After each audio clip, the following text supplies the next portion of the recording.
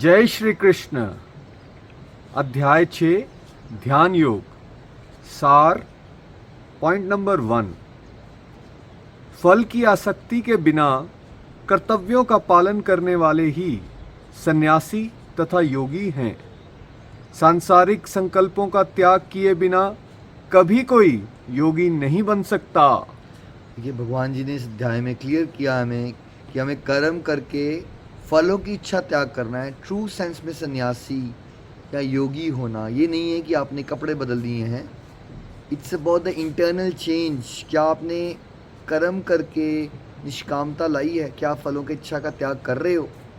अगर आप फलों से जुड़े हुए हो, एक्सपेक्टेशंस बना रखी, ये मिल जाए वो मिल जाए, आप बाहरी रूप से अगर आपने कपड़े भी बदल लिए हैं तो आप ट्रू सेंस में सन्यासी नहीं हो। ऑन द अदर हैंड आप गृहस्थी में रहते हो, है ना, एक गृहिणी हो, लेकिन आपने सच में सीख लिया ये कि मुझे कर्म करने हैं और भगवान को अर्पित करने हैं, क्या होगा क्या नहीं होगा, और आप इसको जी पा रहे हो, तो आप घर रहते रहते सिंपल गृहिणी के रूप में भी एक योगी बन चुके हो, एक सन्यासी बन चुके हो। और दूसरा पॉइंट यहाँ पे क्लियर किया गया है, संसारिक अभिलाषाओं को त्यागे बिना कोई सन्यासी नहीं बन सकता, कोई योगी नहीं बन सकता, है ना। संसारिक अभिलाषा, मटीरियलिस्टिक एम्बिशंस हैं, ठीक है। अगर जब हमें हायर पर्पस पता ही नहीं होता तो हमारे को अच्छा बना था, ये एम्बिशन बनानी चाहिए, गोल बनाओ, ये डिज़ायर रखो, यही तो लाइफ है। हट, जब आपको एक्चुअली हायर पर्पस समझ आता है तो आपको ये समझ आता है कि ultimate purpose of life is, goal ये बनाओ, गॉड रियलाइजेशन, भगवत प्रेम की प्राप्ति। अगर आपको हायर गोल बनाना है, संसार में भी तो ऐसा होता है ना, कुछ बड़ा पाना है तो कुछ छोटा खोना पड़ता है। अगर आपका गोल ये बन गया है कि मुझे भगवान को प्राप्त करना है, भगवान के प्रेम को प्राप्त करना है, तो आपकी इंटेंसिटी, टाइम, प्रैक्टिसेस उस डायरेक्शन में बढ़नी चाहिए। उसके लिए समय कैसे बनेगा? अगर आप अपनी मटेरियलिस्टिक एम्बिशंस को इधर से उधर हटाओगे ही नहीं तो बनेगी नहीं बात। तो अगर आप वर्ल्डली लाइफ के ताम झाम को बढ़ाते रहोगे और सोचोगे कि आध्यात्मिक प्रगति भी हो जाए, तो ऐसा नहीं होता है। आपको नीड बेस्ड लिविंग जीनी है।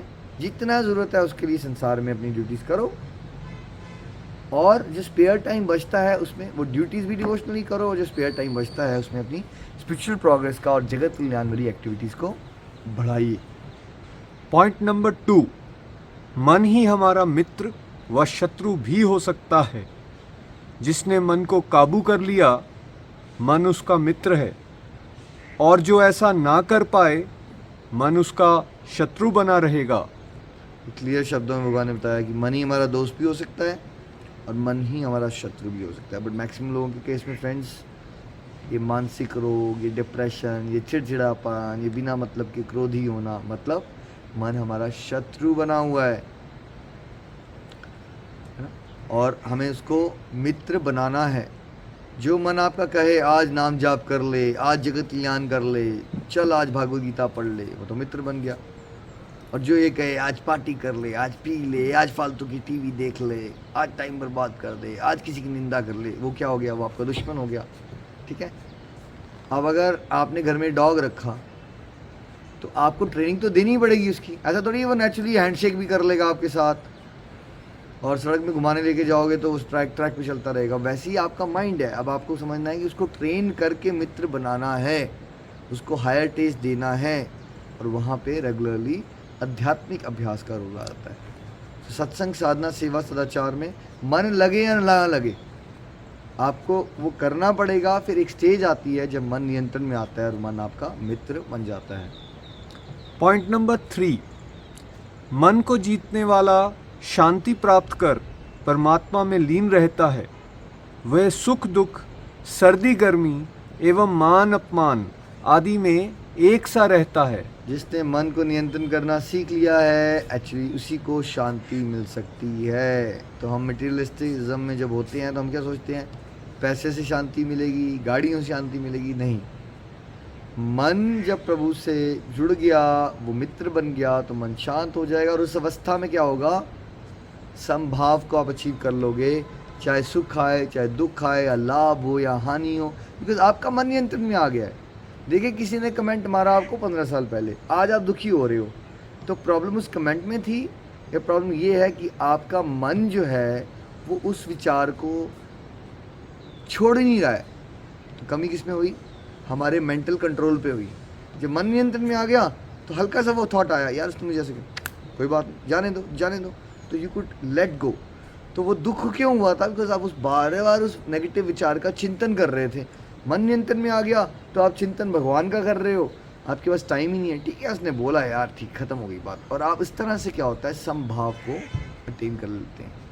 पॉइंट नंबर 4, जो आहार विहार में, कर्म करने में और सोने जागने में संतुलन बनाए रखता है, उसके सारे दुख योगा अभ्यास द्वारा नष्ट हो सकते हैं। देखिए, भगवान जी ने हमें बैलेंस लाइफ की गाइडेंस कब दी थी? आज मॉडर्न लाइफ में बोलते हैं बैलेंस लाइफ होनी चाहिए, बैलेंस लाइफ, है ना। बट भगवान जी ने तो ये 5000 साल पहले बता दी अर्जुन को ये बातें, कि भाई ज़रूरत से ज़्यादा कुछ भी करोगे, extreme of anything is bad. जैसे भगवान बुद्ध से किसी ने पूछा जहर क्या, उन्होंने कहा ज़रूरत से ज़्यादा कुछ भी कर लो तो वो जहर है, excess of anything is poison. भगवान भी यही कह रहे। अब आप सोचो कि मैं सोना है तो मैं सोता ही रहूँगा, तब क्या होगा? और आलसी हो जाओगे, थके रहोगे, पूरा दिन वेस्ट कर लोगे। फिर आप सोचोगे मैंने सोना ही नहीं है, तो आप 2-2 3-3 घंटे सोओगे, फिर भी आप थके रहोगे, है ना। या आप खाते रहे, बहुत ज़्यादा खा लिया, फिर आपको सुस्ती आ गई, या बीमार पड़ गए, या आपने खाना ही बंद कर दिया तो माल न्यूट्रिशन हो गई, तो और इश्यूज़ आ गए आपको न्यूट्रिशन डेफिशिएंसी से, है ना। आपने सोचा कि मैंने एंटरटेनमेंट करनी है, तो आपने फिर क्या किया, संडे को पूरा दिन 4 मूवीज़ ही देखना शुरू कर दी। ठीक है, तो मतलब हर एक चीज़ का जो एक्सट्रीम है, भगवान क्या कह रहे हैं, हर एक चीज़ का एक्सट्रीम जो है, उसकी वजह से इंसान इम्बैलेंस लाइफ जी रहा है और दुख क्रिएट होते हैं बहुत सारे।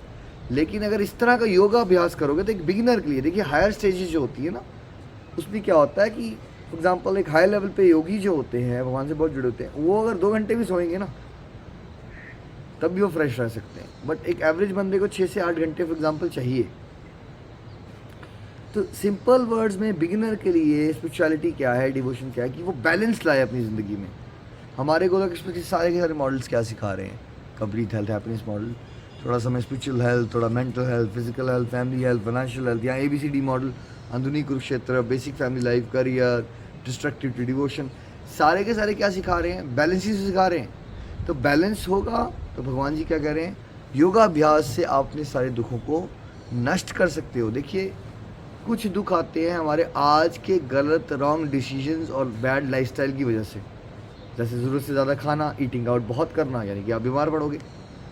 तो अगर आप लाइफस्टाइल मॉडिफिकेशन कर लोगे, बैलेंस लाइफ की तरफ चलोगे, अच्छे फ्रूट्स खाओगे, पानी ज़्यादा पियोगे, घर में भगवान जी को शुद्ध शाकाहारी भोग लगा खाओगे, तो बहुत सारी बीमारियां घट गई। तो उस उदाहरण में क्या हुआ, बहुत सारे दुख घट गए। अब कुछ दुख जो है वो आपके पुराने जन्मों के कर्मों से आते हैं, लेकिन जब आप सतवृत्ति योगाभ्यास कर रहे हो तो आपकी टॉलरेंस पावर उस लेवल पे चली जाती है कि अगर पास का कुछ दुख आ भी जाए तो वो आपको ज़्यादा बॉदर नहीं करता और आप बहुत जल्दी उससे बाहर निकल जाते हो। पॉइंट नंबर 5, जैसे दीपक की ज्योति वायु रहित स्थान पर हिलती डुलती नहीं, उसी प्रकार नियंत्रित मन वाला योगी अध्यात्म में स्थिर रहता है। देखिए, एग्जाम्पल दिया गया है, अगर हवा नहीं होगी और वहाँ पे अगर आप लैंप लगाओगे तो उसकी ज्योति हिलेगी नहीं ना। तो वैसे ही जो परमहंस होते हैं, स्पिरिचुअली बहुत एडवांस लोग होते हैं, उनका मन के वश में आ जाता है, तो वो भटकते नहीं। नवसाधक में के जीवन में क्या होता है, मान लो वो भक्तों के साथ थोड़ी देर बैठा, उसको बातें बड़ी अच्छी लगी, उसका ध्यान थोड़ी देर भक्ति में लगा, वो दुनियादारी में थोड़ा सा गया, उसका ध्यान वहाँ चला गया, है ना। तो बहुत जल्दी मन इधर का उधर चला जाता है, बिकॉज मन कंट्रोल में नहीं होता। इसलिए नियम बनाए जाते हैं कि आप रिस्क मत लो। अब ये मत सोचो कि मैं यहाँ भी चले जाऊँगा, पब में बैठ जाऊँगा, क्लब में बैठ, कोई फ़र्क नहीं पड़ता मुझे तो कोई फ़र्क नहीं पड़ने वाला। नहीं, फ़र्क पड़ सकता है आपको, अगर आपका मन नियंत्रण में नहीं है। ठीक है, हो सकता है कि जो सिद्ध पुरुष हों वो पब में और क्लब में जाके भी लोगों को ज्ञान बांट के उनको भक्त बना के आ जाएं, बिकॉज उनकी अवस्था वैसी है कि वो अब डिस्ट्रैक्ट नहीं होते, उनका मन इतना नियंत्रण में आ गया है ना। पॉइंट नंबर 6, ये अस्थिर तथा चंचल मन जहाँ जहाँ भी भटके वहाँ वहाँ से हटाकर इसे निश्चित ही अपने वश में लाने का प्रयास करना चाहिए। तो पिछला पॉइंट था हाईएस्ट स्टेज वाला, जिसका मन नियंत्रण में आ गया है। अब ये जो पॉइंट है ये हम सब के लिए है कि भाई हमारा मन तो नियंत्रण में आया नहीं अभी। तो भगवान क्या सजेस्ट कर रहे हैं, पहले तो बोल रहे हैं कि अस्थिर है, चंचल है, तो इधर उधर जाएगा। तो क्या आपको हैरान होना चाहिए कई बार नफ्स साधक में पूछूँ, पता नहीं निखिल जी मेरे साथ ऐसा क्यों होता है, मेरा मन वश में नहीं आता। भाई कोई हैरान होने का विषय नहीं है, ब्रह्मांड में सभी के साथ यही हो रहा है, किसी का मन वश में नहीं है ना। हमारा मन संसार में घुसा पड़ा है, तभी तो हम जन्म मृत्यु में आ रहे हैं। भगवान ने भी कह दिया अगर मन भटके, लेकिन वो क्या कह रहे हैं, उसको वश में लाने का प्रयास करो। जैसे आप डॉगी के साथ करते हो, वो पटा बांधते हो, रस्सी लगाते हो, वो तो आप उसको घुमाने जा रहे हो, वो तो गार्बेज में जाता है, बट उसको खींचो, वो तो गलत फलत चीज़ें सूंघता है, उसको खींचो वहाँ से। वैसे ही हमारा मन इधर का उधर लेके जाएगा हमें संसार में। उसने मुझे ऐसा क्यों कहा, हाय मेरे बेटे का क्या होगा, कल को फ्यूचर में कुछ होना जाए। उसको याद दिलाओ प्रेजेंट में रहना है, मेरे प्रभु मेरे साथ हैं। और सबसे आसान तरीका क्या है, हरे कृष्णा कृष्ण कृष्ण हरे हरे, हरे राम राम राम हरे हरे। भगवान जी का निरंतर नाम जाप करते रहिए। सत्संग साधना सेवा में अपने आप को इतना व्यस्त कर लीजिए कि आपका मन को भटकने का टाइम ही नहीं देना आपने। और जैसे ही आपने रियलाइज़ किया ये भटक गया है, कोई बात नहीं, don't waste time on talking about वो भटक गया है। ये भी बहुत सारी डिवोटीज गड़बड़, यार भटक गया, 2 दिन आपने खराब कर लिए बिकॉज आपका मन भटक गया था। अब 4 दिन आप खराब करोगे, हाय मेरा मन भटका क्यों, मैंने ऐसा किया क्यों। भाई हो गया, अब 2 दिन वेस्ट हो चुके हैं, अब क्या करो, अब और ज़्यादा डिवोशन प्रैक्टिस कर लो ना। आज मन नियंत्रण में आ गया है तो कवर अप करो 2 दिन का लॉस, ठीक है। तो मन भटक सकता है, नॉर्मल है, लेकिन वो भटके तो उसको ट्रैक पे लाने की कोशिश कीजिए। पॉइंट नंबर 7, जो सभी जगह और सभी वस्तुओं में प्रभु का ही दर्शन करते हैं, प्रभु उनके लिए और वे प्रभु के लिए कभी अदृश्य नहीं होते। देखिए हाई स्टेज पे क्या होता है, नव साधक तो केवल मंदिर में ही भगवान को देखते हैं, उनको संसार में भगवान नहीं दिखते। फिर थोड़े हाई स्टेज पे मंदिर में भी भगवान और घर भी हमारा मंदिर है। हाई स्टेज यहाँ जो बताई जा रही है, मंदिर में भी भगवान है, घर भी मंदिर है, लेकिन ये शरीर, इसमें भी आत्मा परमात्मा है, सभी का शरीर। इसलिए हमारे कल्चर में नमस्कार करते हैं। किसको नमस्ते कर रहे हो आप, किसी और के अंदर विराजमान परमात्मा को नमन किया जा रहा है। वो अलग बात है, हम रिचुअल लेवल पे कर देते हैं, भाव नहीं होता हमारा, बट इसलिए नमन कर रहे हैं हम, शरीर को नहीं कर रहे हैं हम, उसके अंदर बैठी आत्मा और परमात्मा को रिस्पेक्ट दी जा रही है। तो जब किसी की कॉन्शियसनेस होती है हर जगह भगवान दिख रहे हैं, हर जगह भगवान दिख रहे हैं, तो क्या होगा, आप अगर, भगवान ने तो प्रॉमिस किया है, जो आपका भाव है फिर भगवान का रिस्पांस वैसे ही होता है। बिकॉज आप भगवान को हमेशा याद करते हो, तो भगवान भी हमेशा आपको याद करते हैं, है ना। इसलिए कहते हैं ना, देखिए जब गजेंद्र मोक्ष की कथा में गजेंद्र ने कितनी देर संघर्ष किया वो क्रोकोडाइल के साथ, राइट, लेकिन हज़ारों साल के युद्ध किया, जब वो थक गया और उसने भगवान को सच में सच्चे दिल से पुकारा, जैसे ही उसने सच्चे दिल से पुकारा और भगवान फटाफट सेकंड्स के अंदर, है ना, उसको मुक्त करवाने के लिए वहाँ पे उपस्थित हो गए। तो जैसे ही भगवान के बारे में कुछ सोच रहा है, भगवान उसके बारे में सोच रहे हैं। तो जितना आपका, अब हम उस स्टेज पे नहीं है जहाँ हम 100% अभी 24 आवर्स सोच पा रहे हैं, पर धीरे धीरे हमें उस तरफ जाने का प्रयास करना है। नियम पालन इसीलिए होते हैं कि थोड़ी देर हमने सत्संग सुना तो भगवान का स्मरण हुआ, थोड़ा नाम जाप करेंगे तो भगवान का स्मरण हुआ, टीवी में फालतू चीज़ें देखने की जगह अगर हमने रामायण देखना शुरू करी तो भगवान का स्मरण हुआ, हॉलीडेज़ की जगह तीर्थ यात्रा चलेगी तो भगवान का स्मरण हुआ। फिर एक स्टेज आएगी जहाँ आप धीरे धीरे भगवान की प्रेजेंस को हर समय फील करोगे, और यही हाई स्टेज है। पॉइंट नंबर 8, मन की चंचलता के कारण उसे वश में लाना कठिन है, पर असंभव नहीं। निरंतर अभ्यास और वैराग्य से इसे वश में लाया जा सकता है। तो अर्जुन ने क्वेश्चन कर लिया था भगवान से कि भगवान आपकी बातें बहुत अच्छी हैं, बट ये जब योग, ये मन को नियंत्रण, ये सब बातें मुझे लगता है व्यवहारिक नहीं है, प्रैक्टिकली पॉसिबल नहीं है मेरे लिए। बिकॉज उसने तो ये कह दिया था कि भाई ये तो कुछ ऐसा है जैसे हवा को काबू करना, मतलब इम्पॉसिबल सा लग रहा है अर्जुन को, और हम सबको भी लगता है, राइट। तो भगवान ने क्या कहा था, उसका उत्तर क्या दिया था कि यस, मुश्किल तो बहुत है, नो डाउट। इनफैक्ट दुनिया का सबसे मुश्किल काम यही है कि मन को नियंत्रण करना। लेकिन भगवान ने कहा यस, ये संभव है। देखिए संभव नहीं होता तो फिर तो कुछ कर ही नहीं सकते हम, संभव है। सूटेबल प्रैक्टिसेस एंड डिटैचमेंट, उपयुक्त अभ्यास, सत्संग साधना सेवा, ये टॉपिक्स को समझिए, वीडियो ज़रूर देखिएगा इसका, रेगुलरिटी से कीजिए, ये अभ्यास करते रहो। और संसारिक चीज़ों से धीरे धीरे, जो चीज़ें फालतू में कर रहे हो, टाइम वेस्ट कर रहे हो इधर उधर, वो कर्तव्य पालन नहीं है जो हमें फेसबुक पे 6 घंटे बैठ के स्क्रॉलिंग करते हैं, वो कर्तव्य पालन नहीं है। तो कर्तव्य पालन नहीं छोड़ना है, बट जो हम संसार में बहुत समय व्यर्थ में गवा देते हैं टाइम पास के नाम से या इंजॉयमेंट के नाम पे, वो इंजॉयमेंट प्रभु की भक्ति करके पाइए भाई।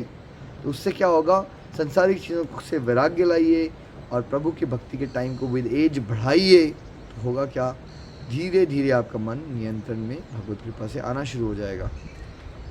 पॉइंट नंबर 9, भगवत प्राप्ति करने वाले का कभी पतन नहीं होता। असफल योगी पुण्य लोकों में भोग करने के बाद धनवानों, सदाचारियों या योगियों के कुल में जन्म लेने के बाद सफलता के लिए प्रयास करते हैं।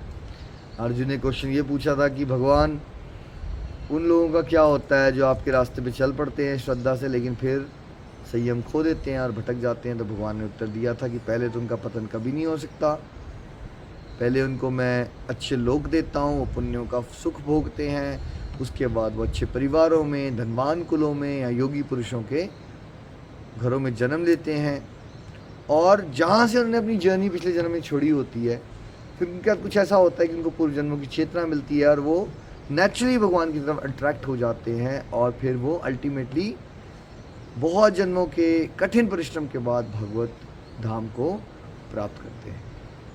पॉइंट नंबर 10, जो सदैव अंतकरण में प्रभु चिंतन करता है, पूर्ण श्रद्धा से उनकी दिव्य प्रेमा भक्ति में लीन रहता है, सभी योगियों में वही सर्वोत्तम है। भगवान ने पहले हमें ये समझाया था इस अध्याय में कि संसार में जितने भी लोग हैं, तपस्वी हो, ज्ञानी हो, सकाम कर्मी हो, उनमें से योगी होना सबसे बेटर है। मतलब भगवान से जुड़ना किसी न किसी पाथवे से, सिंसेरिटी से, इज़ बेटर। लेकिन योगियों में से बेस्ट योगी है सदैव, इसलिए गोलोक में आप बार बार सुनोगे, नित्य, निरंतर, हमेशा, यही बताया गया भाई, सदैव जो भगवान का चिंतन करे और भगवान से प्रेम उसको हो जाए, उसके जीवन का कोई और लक्ष्य नहीं है, उसके जीवन का लक्ष्य ही प्रभु की सेवा है, जगत कल्याण है, प्रभु से प्रेम करना है। संसार में मैक्सिमम लोगों का लक्ष्य संसार होता है, वो भगवान के पास जाते हैं कि संसारिक उपलब्धियां मुझे देना, लेकिन बेस्ट योगी भगवान कह रहे हैं वो है जिसका लक्ष्य ही प्रभु के चरण कमलों की सेवा हो, जगत कल्याण हो, और वो प्रभु के इश्क में सांसारिक XYZ से ऊपर उठ जाए। वो कर्तव्य पालन करेगा, लेकिन वो भी प्रभु की प्रसन्नता के लिए करेगा। श्रीमद् भागवत गीता की जय। जय जय श्री राधे, जय जय श्री राधे, जय जय श्री राधे, जय जय श्री राधे, जय जय श्री राधे, जय जय श्री राधे, जय जय श्री राधे, जय जय श्री राधे, जय जय श्री राधे, जय जय श्री राधे, जय जय श्री राधे, जय जय श्री राधे, जय राधे, जय राधे, जय श्री कृष्णा बोलो जय राधे, जय राधे, जय राधे।